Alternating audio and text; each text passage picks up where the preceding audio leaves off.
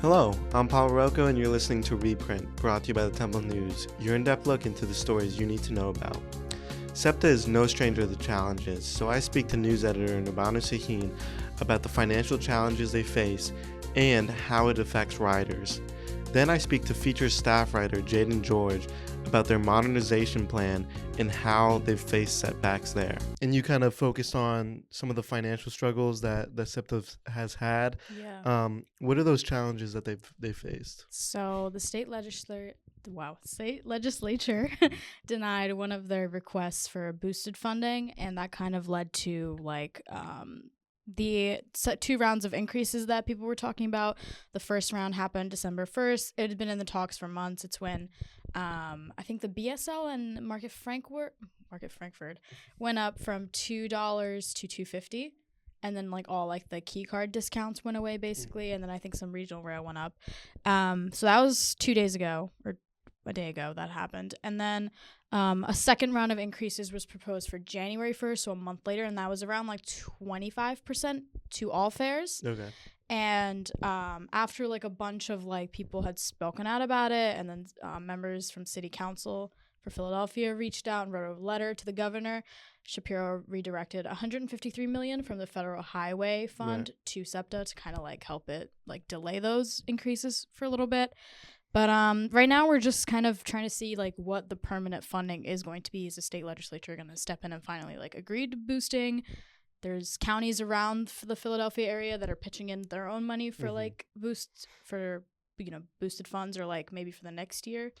So it's basically just a whole chunk of information thrown into one article so people know what's going on with SEPTA. Yeah, for sure. I mean, it seems like there's so much going on here that's in play. I mean, other than those increases in fare prices, what other changes is SEPTA making? So other than fare increases, they talked about service cuts. Right. So less frequent routes, certain routes will probably get shut down. There wasn't much clarity on that. It just said service cuts, and I think the bus revolution is what they call it was stopping. So a lot of kind of just purges to random things that would seem excessive if there's not enough ridership, or if there's not enough money going into the system. So it's kind of just a whole chunk of things just to sharp cuts basically. Right. And I mean, can you speak to not only how important SEPTA is to Temple, but Philadelphia and the surrounding counties too? SEPTA literally runs the city. I hate to say it like that, but SEPTA does run the city. I think we pulled numbers from the Temple Sustainability Report where I think 67% of faculty, students, everybody on campus uses public transportation or sustainable transportation in some way. Not all of that is SEPTA, but a chunk of it is. I think when I kind of looked in on the interview for Jadon, who wrote he wrote the feature side of it, and the media relations director for SEPTA even said they probably transport about 500,000 public schools in Philadelphia, students, 500,000 of them to school every single day. There's so many people that take it to work every single day. And it's not just Philadelphia. It's so many areas in Pennsylvania, even in Delaware, even in New Jersey. So SEPTA is kind of the backbone of this region. So it's people are obviously kind of hurt that the prices are going up and that SEPTA's constantly in this spiral of trying to find money to keep it going. Right. And being that they're so important to the area, why do they continue to find these problems and continue to spiral? I mean, even I think in either your article or Jadon's article, kind of attributing these problems going back all the way to 2005 sometimes, Yeah. I'm a bit confused about that myself because a lot of people blame the Republican side of the state legislature for being kind of quote unquote stingy with funds. That was a huge point of why the boost was denied. A lot of people, SEPTA has said themselves, ridership since the pandemic has been low. They've been losing money to fare evasion. There's just gaps in their budget that just they can't account for no matter how much money they get. And I think funny enough, in 2005, the incident was that SEPTA was going to increase fares, and crazy enough, it was $2 to $2.50 in 2005, $2 to $2.50, and then the governor, Ed Randall, pointed I think $412 million Yeah. of like a public transport relief kind of money for that. So it's just, a lot of people are also asking the same question, like, what is this? Like, why are we, constantly in like a deficit? But I think there's a lot of factors to it. Post-pandemic, a lot of people just aren't taking public transportation anymore. A lot of people don't want to give SEPTA the money. It's just, there's like a huge chunk of Yeah, I mean, and to that point of variety. just like not even wanting to give SEPTA the money. I mean, how are those fare increases and cutting down on certain routes or whatever really impacting people? Yeah, I mean, like, it's, people take it like, I hate to say this, but a chunk of people who take SEPTA are like in areas where like maybe you don't have a car, maybe you're a student, like it's affecting them where that it might seem like a few extra like cents. Yeah. But for someone who like is already like struggling to give that money, it's a lot. $2 to $2.50, and if you take that, now your to and from trip is instead of $4, it's $5. Like it makes a difference. And especially if it's like a regional rail where you're like a student trying to go home or you're trying to get from point A to point B, like a $6 to $8 increase is a lot for you. Yeah. So I think it's, I don't know how else I could like put it into words. For sure. Yeah, no. Is there anything you want to add to the story? No, honestly, I'm excited. No, well, not excited. Well, I'm kind of just, hoping to see what comes out of it. I know a lot of people compare it to transportations in other areas like DC's Metro, New York Metro. Like there's a lot of discussions on, SEPTA needs more help from the government and they shouldn't be begging for money. Yeah, I mean, to that point, I've used the DC Metro. I lived in there my whole life. I feel like it's more expensive. I mean, there is no feeling. It is more expensive than SEPTA. But I feel like sometimes SEPTA runs better than the DC Metro. Really? Which, in terms of operations of like, just like stoppages and stuff and like maintenance overall, SEPTA has been better. Obviously, when you talk about cleanliness and like stuff like that, there's a clear difference. But I don't know. I've always preferred SEPTA over Metro for some reason. I do think I've never really taken public transportation until college at Temple because, like, where I'm from, everyone drives. I think it's a really efficient, like, system. It's just that it struggles with stuff like the cleanliness and, like, the money is basically, like, the thing that everyone constantly has on their minds. So, I mean, I've talked to a student, I think, who's lived in both Philly and DC, and he said, the DC Metro has gotten more expensive, and it's actually like it's affected a lot of people who can't take it anymore. Now I speak to feature staff writer Jadon George about their modernization plan and how they face setbacks there. You not only focused on, compared to Nurbanu, not only the financial struggles, you touched on it a little bit, but also other aspects like their modernization plans and some other things they had in the works that kind of fell through. Just give me a quick summary of what your article was about. Right. So Nurbanu talked a lot about the problem SEPTA was having with its operational budget, the day-to-day stuff that they have to do, pay drivers, maintain buses, and so on. I talked a little bit about the modernization plan that SEPTA has in place called SEPTA Forward. At the start of the piece, I think what we say is it looks like something out of like a Wall-E sequel. We're going to have, I don't know if people know this, Philadelphia has the most extensive streetcar system in the United States. It's even more extensive than San Francisco's. The streetcars, the trolleys are a little older. We're going to replace those. We're going to replace the cars on the Market-Frankfurt line. There was talk of turning the regional rail system into something more akin to like a DC Metro, where things are running maybe every 10 minutes. We were going to have a direct line to King of Prussia Mall. Bus revolution, every bus route in the city, basically, SEPTA took a look at it and decided whether or not to have that redrawn. Sweeping stuff. And many of those plans are still underway. I don't know the extent to which we were able to talk about it in the piece, but there was a federal grant of $317 million to kickstart the Market-Frankfurt modernization, for example, to bring those rail cars into the present day. And there was an additional grant that is going to help with the trolleys. But there are also parts of that project that have ended up in the fridge, so to speak. Yeah. Including Bus Revolution. If you want to get to a very specific place in Philadelphia, in New York, you can take the subway. You can get within like 2 blocks of just about anywhere in New York.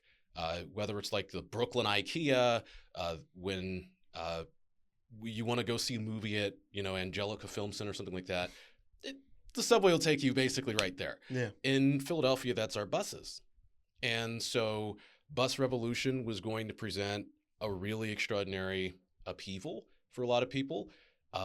They had a community meeting about it, multiple community meetings about it right here on Temple's campus, and I went to some of them, and people would stand up and talk about the disruption that would bring, talk about how much time you would need to prepare for that.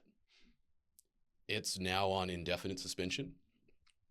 When I talked to SEPTA spokesperson Andrew Bush about the Bus Revolution, one of the things he said is the word revolution, especially in the context of a change that was that sweeping, of a change that was basically system-wide, might have been a little jarring for folks. Yeah. And so just making tweaks to the bus network, calling it that, we're getting a new bus network that's, because it hasn't been really adjusted end to end since SEPTA was founded in the late 1960s. Having a new bus network, they feel is something they need to do for the purpose of modernization. Yeah. For the purpose of bringing the buses to where people actually are and where people use them. The people who are seeing bus service maybe moved so that it can be more frequent somewhere else didn't see it that way. But calling it something like tweaks or changes to the network, he said might cause it to go over a little better. Sure. I also had a chance to talk to the sustainability folks, bringing this back to Temple. Bryce Forrest specifically. And a lot of this has come down to Harrisburg. Republicans have said, we want SEPTA to remain strong. Democrats have said the same thing. Governor Shapiro in the headlines for what he has done with regards to finding money for SEPTA. And yet the same conversation happens every year. It's not supposed to impact SEPTA forward. As Andrew told me on Monday, there's 2 different budgets. One of them is for the day-to-day stuff, and one of them is for these future projects. Sure. But if you do have economic crises year after year, it is going to start to bleed over. Yeah, for sure. You touched on a lot of my points, but what are kind of the major points that are putting setbacks to SEPTA forward? Is it purely financial? Because that seems like it's the root of most problems in SEPTA. Money is obviously a thing that's front of mind at SEPTA all the time, but the stuff that has been put on pause right now, when I spoke to Mr. Bush at SEPTA's headquarters, money was not the thing that was placed front and center with pausing some of this, at least not directly. Okay. So I mentioned, and I know you're from the DMV. Right. I don't know if you've ever had a moment where you needed to go to a mall or something and there was a metro that took you right there and it was even more convenient maybe than hopping in the car. For sure. But Philadelphia and SEPTA wanted to play around with some version of that at our big retail hub. For you guys, it might have been Tyson's. That's if we're comparing like King of Prussia to malls, Tyson's. It would have been. Oh, I would have. Oh, yeah. I would have guessed Pentagon City. Pentagon City, yeah. I don't know. When I think of like a metro line that takes me directly to a big mall, it's like Tyson's is the one that I think of. Interesting. So we were going to have a version of that with KOP Rail.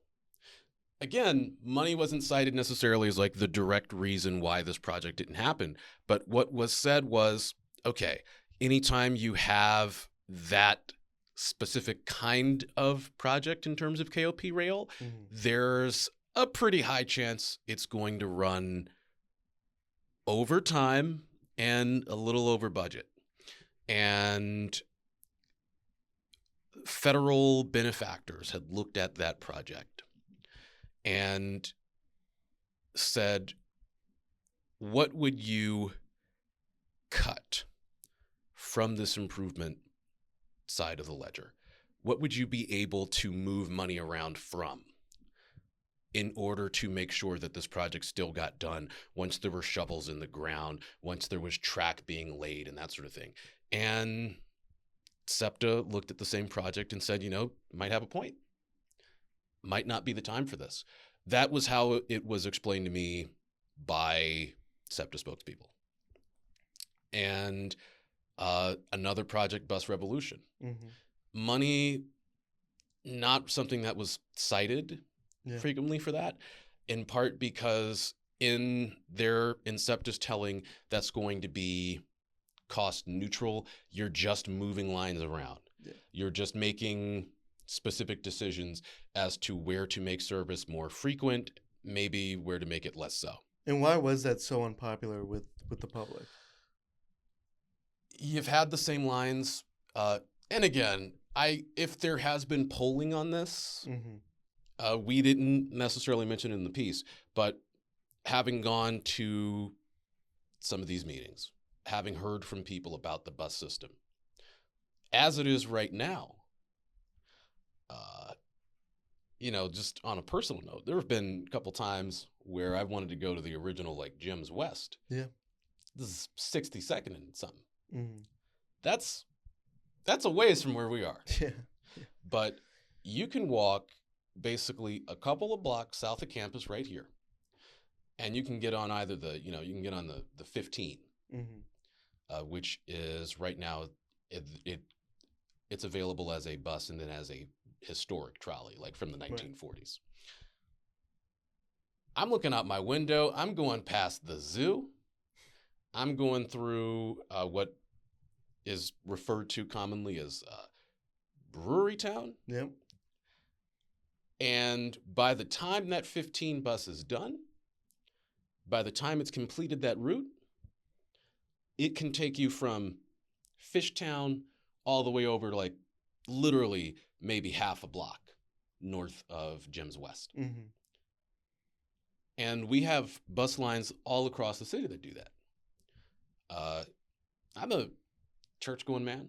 Yeah. You're put on this earth for a reason. You're put on this earth for a purpose. Sometimes I've got work the same day I've got church. Yeah. And you can come out of where I go to church at downtown, and literally you can go a couple of blocks and a bus takes me right where I need to go. Yeah. And I think that's the experience for tons and tons of people in Philadelphia. And what folks would talk about at these community meetings is, look, if you've got kids or grandkids and you're getting them ready for school or something like that, then, or here at Temple, for example, if you've got an on-campus job or an off-campus job that takes you a little distance. Yeah. You have been taking the same routes, the same transit for so long. You've been getting up the same time in the morning. You've been making plans perhaps the same time for the afternoon and evening. Having it all change at once means that whenever it's implemented, right? If it's happening in January, for example, you have to change your schedule accordingly. You might have to change your schedule in the middle of a school year. Right.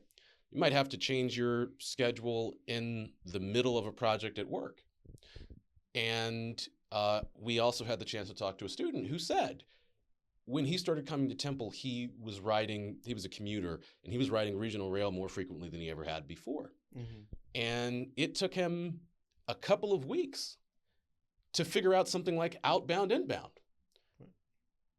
Inbound to where? Outbound from where? Obviously, after 2 or 3 weeks, it became clear, okay, outbound means you're going from Center City, Philadelphia to the suburbs.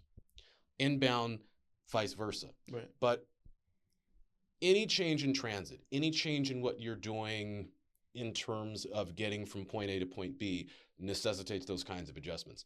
Having the whole city make those adjustments at once, even proposing the whole city would have to make those adjustments at once, was a huge sticking point. And then there were places, Port Richmond, Strawberry Mansion, where service was going to get drawn down. Right. If you're a retail worker who rode the bus to a mall in the suburbs, a lot of those mall jobs don't pay enough for you to do certainly not enough to do rideshare. Right. Certainly not enough to maintain and own a car to get out there. And yet a lot of those routes, with a couple of notable exceptions, the routes to sort of retail centers, if you look at the maps and both for this piece and for like other projects and stuff I did sort of like refresh that, would have meant getting cut. And so compounding those upheavals and then hearing people talk about what those upheavals would mean was a huge part of why some of this went on the back burner. Yeah, for sure. You touched a little bit on the strike. Well, what was going to be a strike, the contract negotiations between SEPTA workers and SEPTA. One of the big points you made was safety, overall safety of SEPTA workers. How important was that? And obviously, when you talk about safety, I mean, I'm not going to, there's, everybody has a right to feel safe, but how does that impact SEPTA as an organization as well? Because obviously that's a big financial burden, whatever changes they have to make to already an organization that's struggling financially. I don't know that I did a great job laying out what the obligations now are for SEPTA in the piece, in part because I'm not 100% sure that those are like super duper publicized right now. Okay. But there is an understanding between not just the transit workers local here, but also the transit workers union that services the suburbs, which is a heck of a lot smaller. They have a website. I'm almost 100% sure those are like personal cell numbers on that website. Yeah. You know what I mean? Like it's located right on, and the office that they operate out of is located right on 69th Street. Okay. And it's such a complicated subject. There's even some personal complication to it. In New York right now, there's a criminal trial going on for a man named Daniel Penny. Yeah. Right. What happened about a year and a half ago was Daniel Penny's riding the subway in Manhattan, and there's somebody else in that subway, a guy named Jordan Neely, who one could say that he had fallen on hard times. He had a hard life. We're talking about abuse, trauma, deprivation, a social and a very well-meaning social infrastructure that was not capable of meeting him where he was at. And as he's going between cars, he's having an episode of sorts. And he begins to say that he's not worried about going to jail, he's not worried about dying, and so on and so forth, in a way that makes a lot of people on the subway car feel unsafe. Hasn't attacked anybody. This is not an incident of physical violence yet. Right. But Daniel Penny, former Marine, feels like it's getting there. There's an altercation, and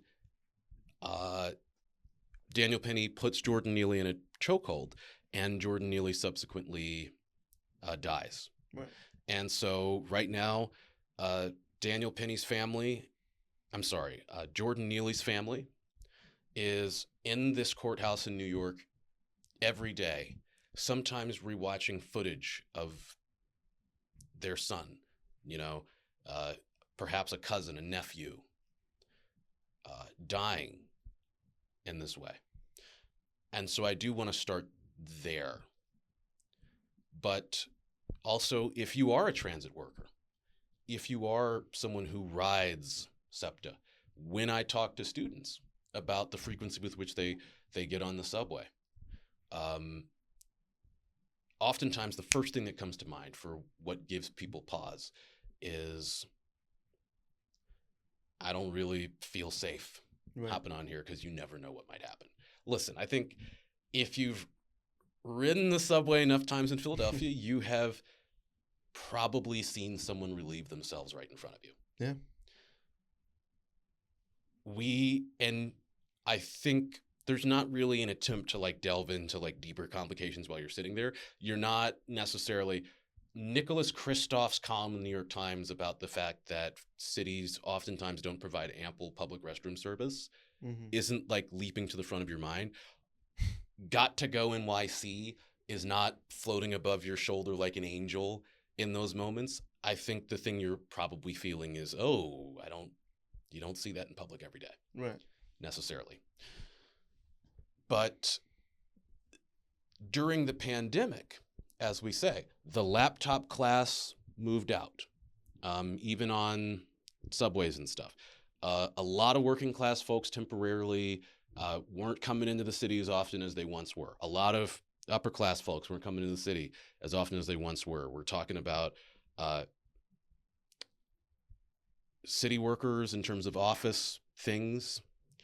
We're talking about tech workers, the sprawling medical technology complexes that are sprouting up in West Philadelphia or in University City, as we say. The folks who were coming in were people who had been victimized by the housing crisis. Sometimes there's, you're not just wrestling the demon of poverty and lack. Yeah. There might be the demon of a dependence that is developed on some sort of substance. Yeah. There might be perhaps even deeper, more intractable demons than that in terms of mental health and mental wellness and lack thereof. And we have never necessarily been equipped to deal with those in a way that is humane while also guaranteeing people's safety. And so a commitment that SEPTA had to make, once it became clear that not everybody from the laptop class was coming back, once it became clear that the safety net that had developed in COVID-19 was temporary in a way that meant that you might have more tents and you might have more and more incidents of people getting face-to-face and things getting testy on the sub. SEPTA and operators and transit workers had to come to an understanding that there's going to be more safety officers. There's going to be firmer protections for people against violence when they're on the subway. That is an ironclad financial commitment, which I don't know that the way I described it was like the best. It's an ironclad financial commitment. That's what SEPTA told me. And the resources that have been allocated to that aren't touchable.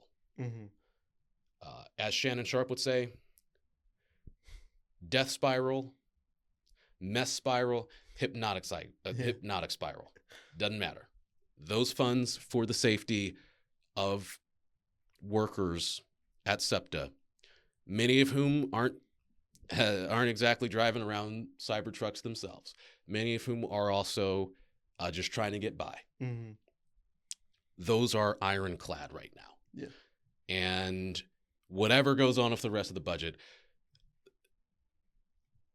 it was my understanding and what was said to me was those funds for that safety, not touchable, not something that's going to be drawn down.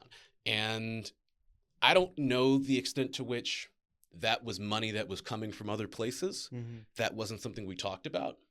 But for it to be emphasized, this is not touchable, I think does indicate that the need to make sure that people on the various modes of transit are safe is something that is a factor in future plans. As somebody who the line between me, living in I guess what passes for comfort on a college campus versus,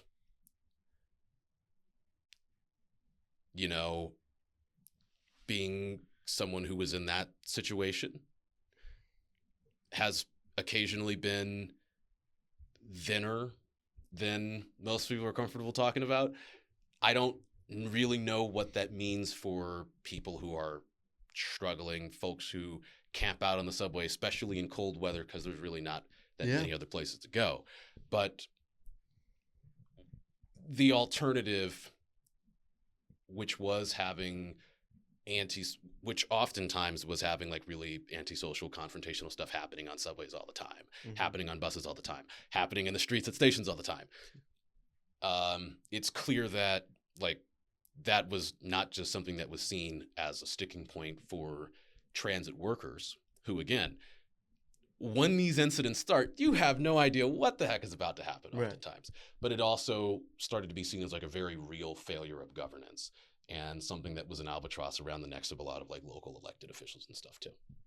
Thank you to Nurbanu and Jadon for joining me on this episode, and make sure to check out all their work on the Temple News website. I'm Paul Rocco, podcast editor for the Temple News, and this is Reprint.